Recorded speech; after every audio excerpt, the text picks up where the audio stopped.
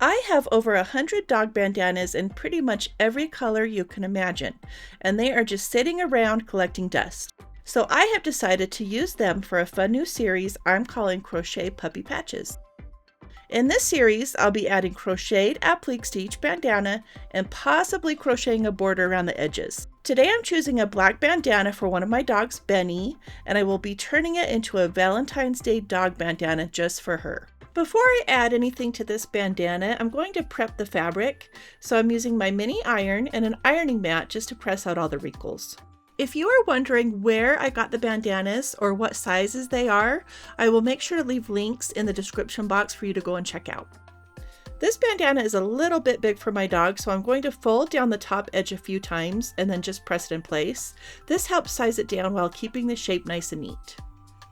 My dogs, especially Benny, loves to chew on the tied parts of their bandanas, so I bought these release buckles from Amazon, and I will just sew them onto the ends of the bandanas to get rid of that extra fabric that she likes to grab with her mouth.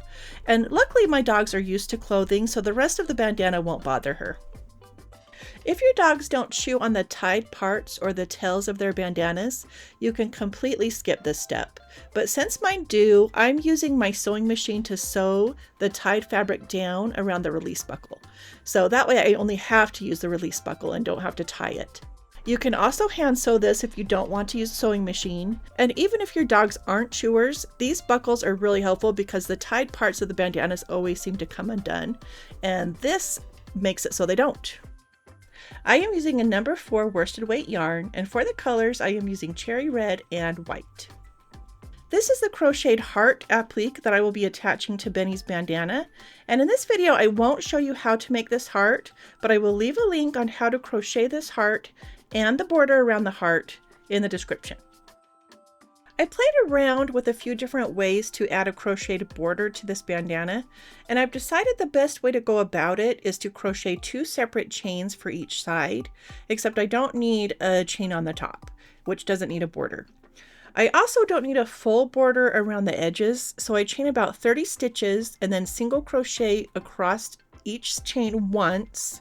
Here you can see me using a hot glue gun to secure the starting chain. I'm leaving the single crochet stitches free, and so I'm trying really hard not to get any hot glue on those single crochet stitches, so that way I can crochet into them later.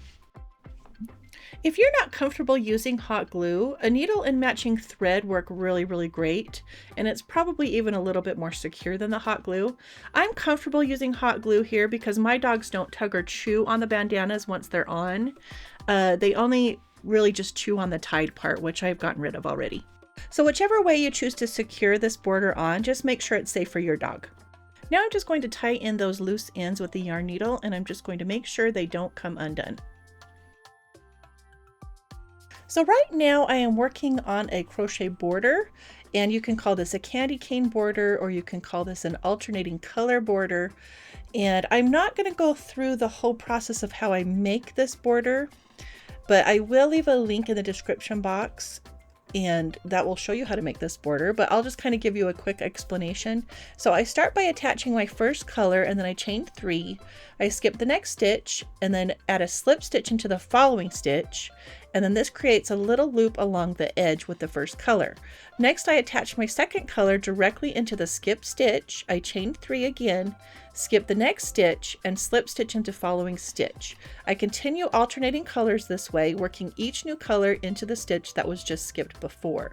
This makes the loops weave over and under each other, creating that candy cane or alternating effect. So again, I'll make sure to leave a link to a more descriptive video on how to do this. Okay guys, I'm super excited. I'm on the very last part. All I need to do now is just hot glue my heart applique down onto the bandana, and I'm just going to use hot glue again. If you guys feel safer, you can always use a needle and thread here instead of the hot glue. So I just found the greatest thing that I just kind of had laying around.